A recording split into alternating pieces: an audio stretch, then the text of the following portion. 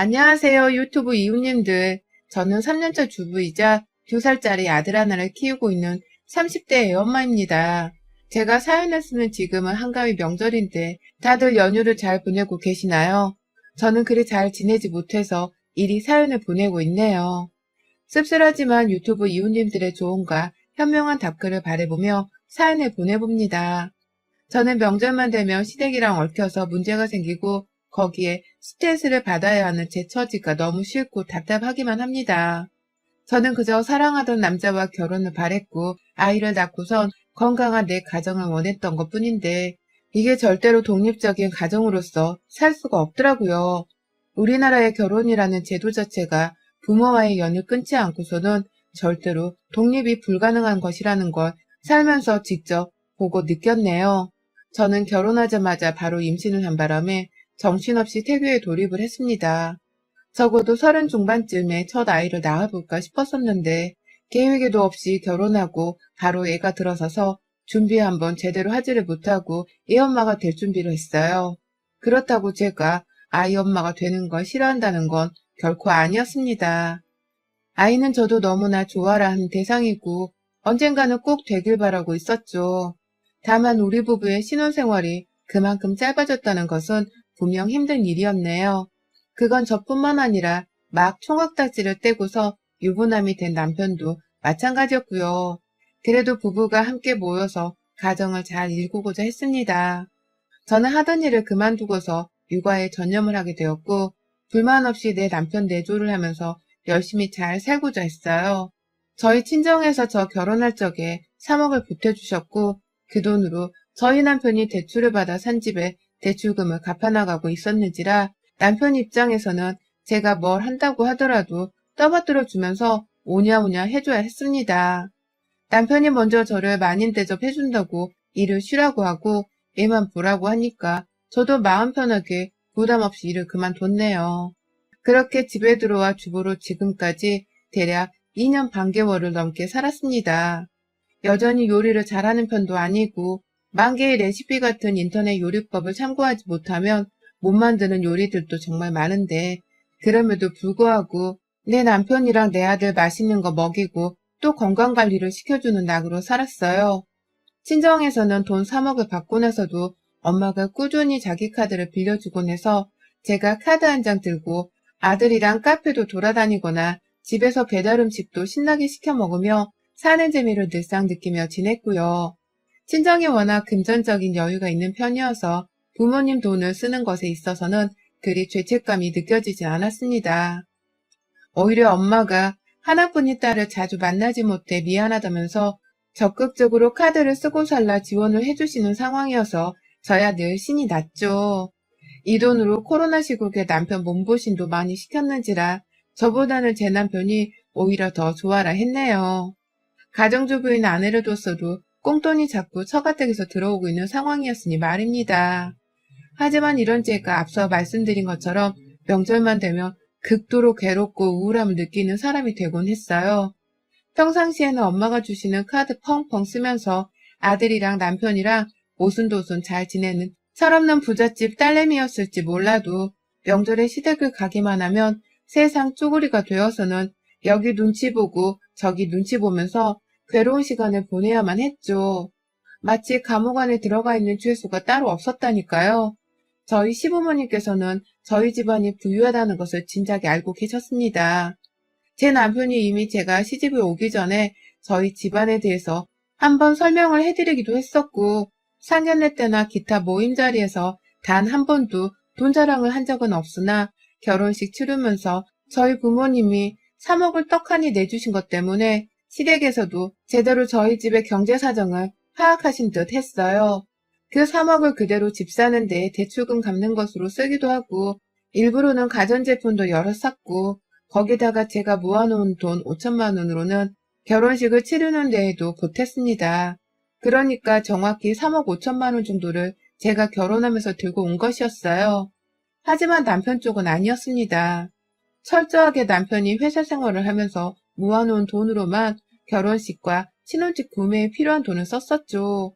그러니 시부모님 입장에서는 저희 집 부모님과 자신들이 꽤나 비교가 되었던 것 같아요.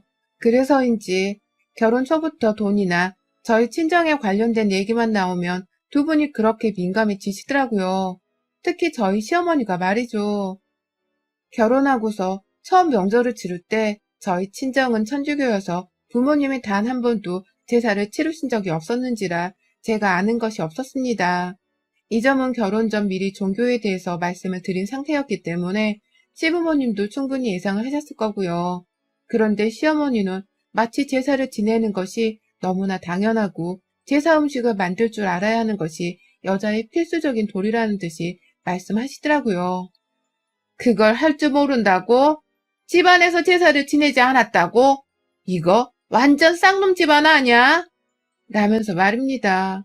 당시 저는 임신을 한 상태였고요.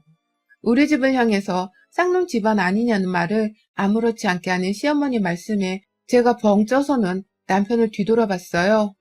여보, 라고 부르면서 말입니다. 제 딴에는 너무 기가 막힌데 이걸 시어머니 앞에서 화를 내야 하는 건지 아니면 그냥 집을 뛰쳐나가버려야 하는 건지 순간 헷갈렸거든요. 그런데 저희 시어머니는 제가 자기 말을 무시하고 자기 남편을 부른다면서 임신한 저를 앞에 두고 뭐 하는 짓이야? 라고 고함을 치시더라고요. 자기 얘기를 끝까지 들으라는 말을 남기시며 말입니다. 내가 결혼하면서 잘 살겠다고 3억 5천만 원을 들고 왔더니만 시부모님은 겨우 제사 하나 안 지냈었다는 이유를 들먹이면서 우리 집을 통으로 쌍놈집으로 폄하를 하시다니 저로서는 도저히 상식이라는 것이 통하지 않을 것만 같아서 입 자체가 꾹 다물어질 수밖에 없었습니다. 순간 화가 나는데 혈압이 오르는 기분이어서 혹여나 애한테 문제가 생길까 싶어 급하게 자리부터 피했어요. 배를 움켜쥐면서 화장실로 달려갔죠. 그런데 저희 어머님은 그렇게 달려가는 제 뒤통수에다 대고선 말씀하시더라고요. 돈만 많이 들고 오면 뭐하냐. 제사 한번 지내본 적 없는 집구석 딸내미를 며느리로 들인 내 팔자를 웃잖아. 라면서 말입니다. 그때 저 화장실 안에서 얼마나 울었는지 몰라요.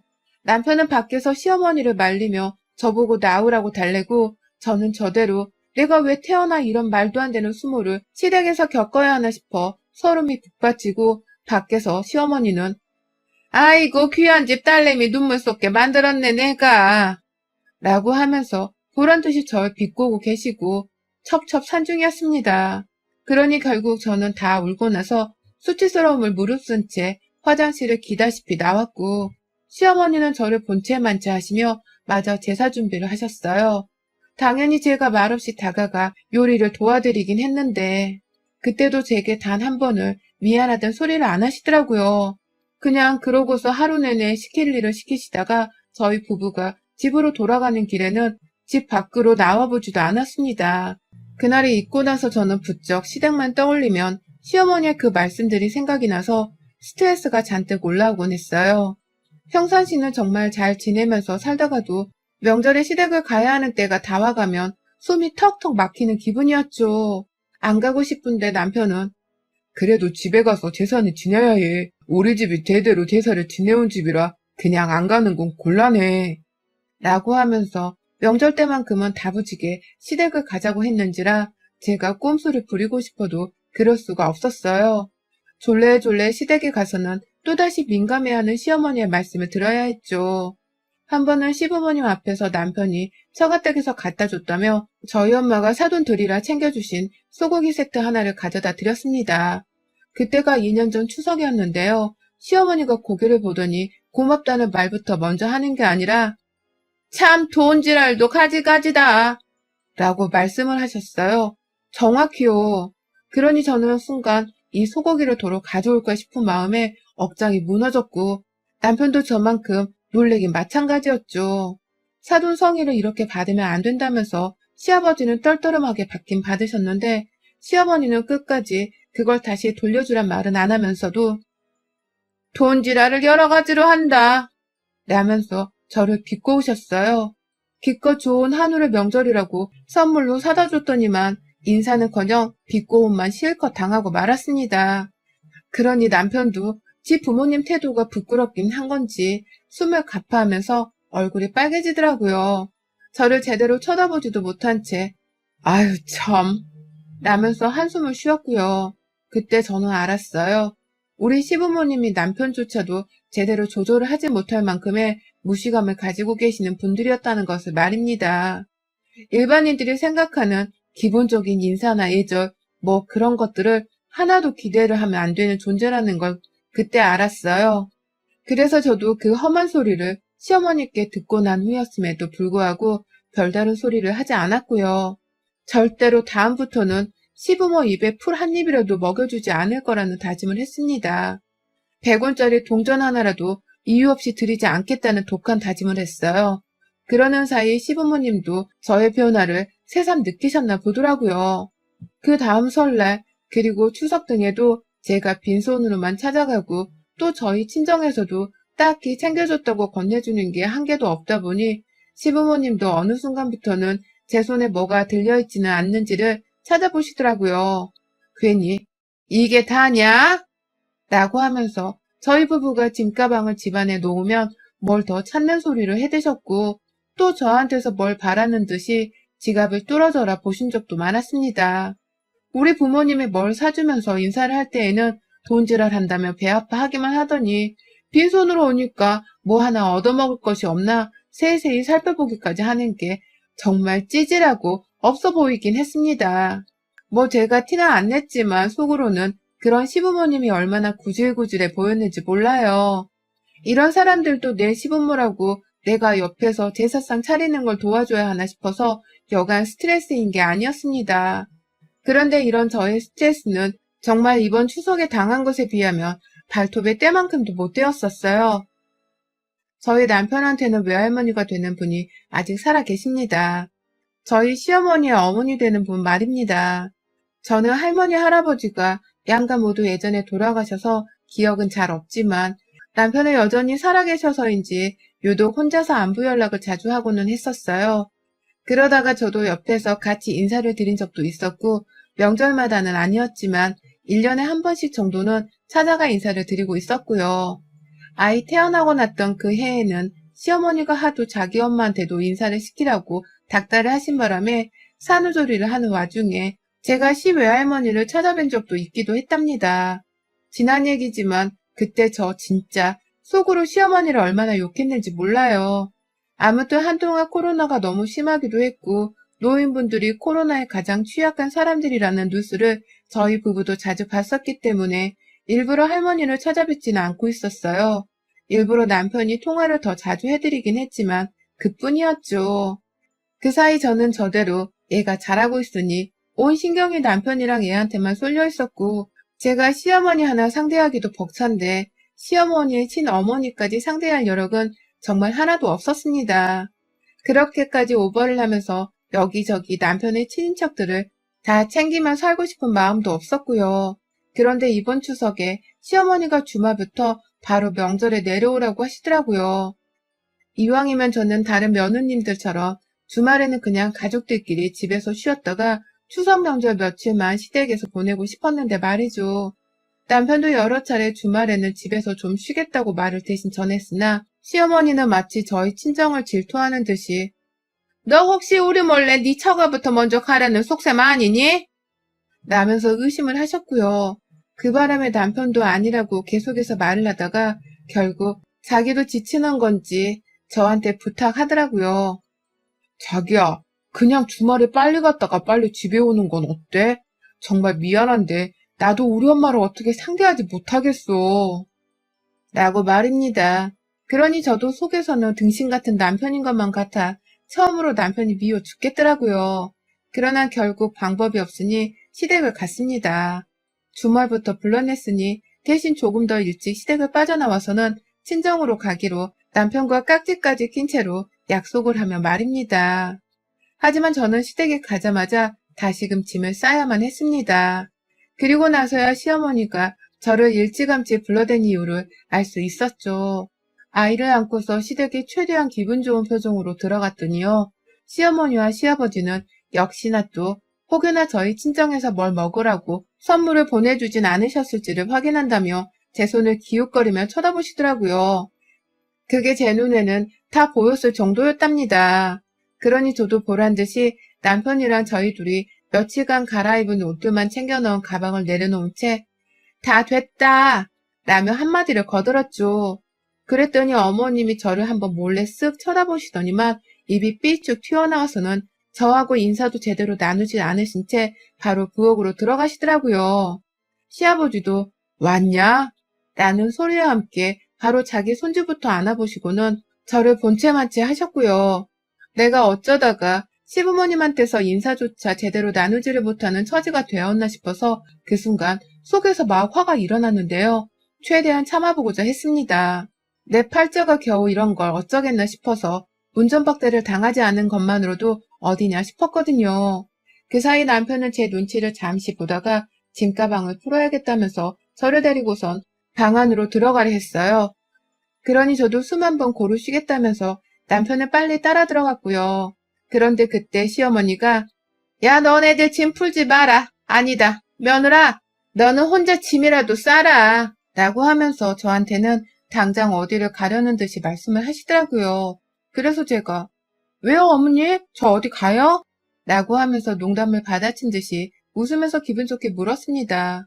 시어머니랑 대화를 나누는 것 자체가 너무 어색하고 기분이 나빴으나 최대한 덜 예민하게 받아들이겠다는 마음으로 제가 먼저 선심 쓰듯이 웃어 보인 것이었어요.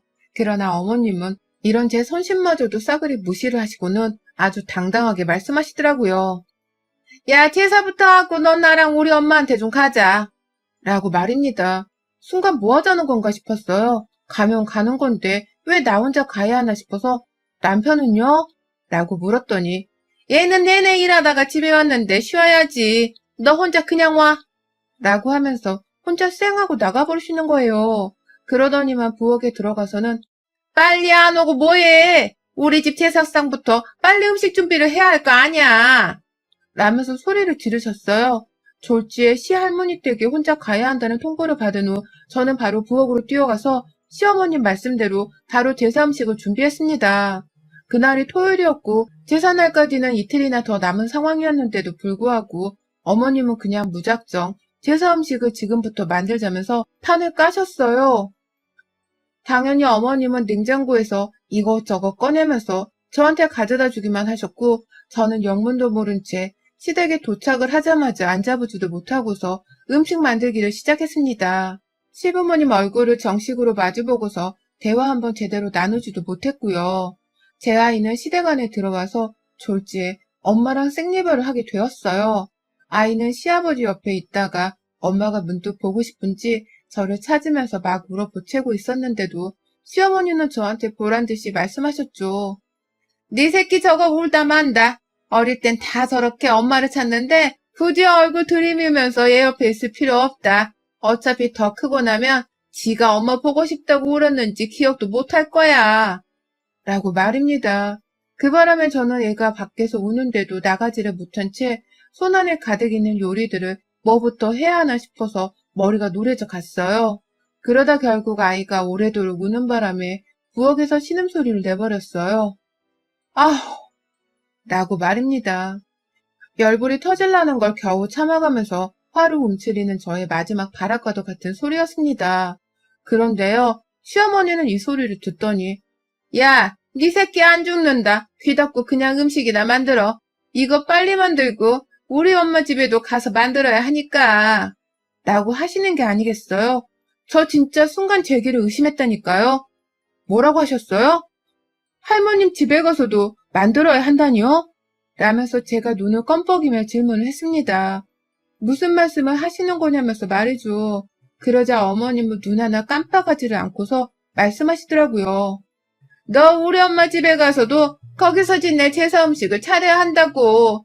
네가 내 며느리고 나는 우리 엄마 딸인데 네가 나 대신 우리 집에 가서 제사 음식을 해도 되는 거잖아. 뭐 문제 있니? 라고 말입니다. 그리고 나서는 밖에서 자꾸만 엄마를 부르면서 울며 보채고 있는 저희 아들 이름을 부르며 신경질을 부리더라고요. 성우야, 너 좀 조용히 안 할래? 할머니 화내는 거 볼래 이놈의 자식이? 라고 말입니다. 그리고 그 순간 저는 저대로 뚜껑이 열려버리고야 말았어요. 내가 기껏 주말에 일찌감치 시댁에 온 것도 천불이 날 지경인데 기껏 아들을 데리고 찾아온 며느리한테 제대로 앉혀서 물 한 잔을 주기는커녕 바로 짐도 풀지 말라고 하고는 부엌으로 불러내서는 벌써부터 시집살이를 시켰던 우리 시어머님. 그런데 이젠 하다하다 시어머님의 시집살이뿐만 아니라 시어머니의 어머님 되시는 할머님 댁에서 시집살이까지 해야 한다니. 이게 무슨 청천벽력과도 같은 소리랍니까? 세상 어느 며느리들이 시댁도 모자라 시어머니 친정까지 가서는 제사 요리를 하냔 말입니다. 그리고 아무리 그런 일이 있다 하더라도 며느리한테 부탁한다면서 최대한 공손하게 말을 해야 하는 게 예의 아닌가요? 아무리 며느리가 아랫사람이라 하더라도 이런 일에 있어서는 당연스레 의견을 물어보고 양해를 구해야 하는 게 기본 아니냐고요. 예의가 없는 사람인 줄은 알았지만 이 정도로 무대 보일 줄은 정말 몰랐어요. 그러니 저도 너무 화가 나는데 밖에서 내 새끼가 날 찾으며 울부짖는 목소리에 이놈의 자식! 이라는 버럭질을 하는 시어머니의 태도가 정말 꼴불견이었죠. 그러니 저도 한계치에 다다랐다면서 시어머니께 한마디를 했어요. 제 새끼한테 뭐라 하지 마세요. 라고 말입니다. 그러자 시어머니가 뭐? 라며 가소롭다는 듯이 웃으며 제게 되묻더라고요. 그러니 저도 그 표정이 너무 띠꺼워서 몇 마디를 더 날렸습니다. 내 새끼가 나 찾는다고 오는데 뭐라 하지 말라고요. 진짜 더럽고 안 입고 와서 시집살이도 못 해먹겠네. 기껏 왔더니만 사람 앉아보지도 못하게 하고는 부엌으로 불러내 일을 시켜요? 그것도 모자라 이젠 하다하다 어머니 친정에 가서도 이 짓을 하라고요? 참나. 내가 살다 별별 미친 시모들을 다 들어보긴 했는데 어머니 같은 뻔뻔한 사람은 또 처음 봐요. 라고 하면서 손에 들고 있던 소고기를 손에서 싱크대 바닥으로 확 던져버렸습니다. 그러자 시어머니는 제사 음식 함부로 던진다며 저를 무슨 미친년 취급을 하면서 욕을 날리시더라고요. 그게 다 조상님 입에 들어갈 것인데 네가 어디서 음식을 던지네 마네 하면서 말이죠. 부엌 안에서 소란이 일어나니 남편이 들어와 중재를 하려 했는데 제가 남편한테 말했어요. 야, 니네 엄마가 나보고 니네 할머니 집에도 가서 제사 음식을 만들래. 이게 도대체 무슨 소리야? 진짜. 손님 대접 해주는 거 기대도 안 했지만 이젠 식모 취급을 하려 하네? 야, 니네 집 제사는 네가 해. 왜 내가 니네 집 부엌대기에 들어와서 니네 조상 음식을 만들어야 하냐고. 하나도 아니고 두 집 구석을 돌아다니면서. 라며 아까 던진 소고기를 도로 집어다가 남편 간습하게다 던지니 시어머니는 지 아들한테 손찌검한다고 그 자리에서 저한테 바로 달려드셨고 저는 그걸 막겠다고 한 게 그만 시모가 직접 꺼내준 부침가루를 던져버리고야 말았어요. 순식간에 집안에 부침가루로 하얀 눈이 내렸고 시모는 헛기침을 하면서 부엌 밖으로 도망을 다니는데 제가 그 순간 무슨 생각을 한 건지는 모르겠지만 그냥 부침가루를 들고서 시모를 따라 나가 버렸어요. 아까 한 말 다시 해보라고요. 나보고 어머님 친정 가서도 이 짓을 하라고요? 저 할머니 집에 가서도 이렇게 똑같이 할 건데 괜찮으시겠어요? 할머니 앞에서도 부침가루 뿌려대면 진상 한번 제대로 부려보려 하는데 괜찮겠냐고요? 라고 하면서 시모 앞에서 부침가루를 들이밀다가 결국 남은 가루마저도 거실 한복판에서 시모 머리 위에 뿌려버렸습니다. 시모는 뭐 저런 년이 다 있냐고 욕을 하긴 하는데 제가 또 뭔 짓을 할지 모른다는 생각을 한 건지 바로 화장실로 뛰쳐들어가 문을 잠그대요. 제가 결혼 초에 시모를 피하면서 화장실 안에 들어갔던 것처럼 말이죠. 그 꼴을 보니 제가 그제서야 순간적으로 화가 눌러지더라고요. 지금 화장실 안에 들어간 시모 심정이 어떨까 싶어서 말이죠.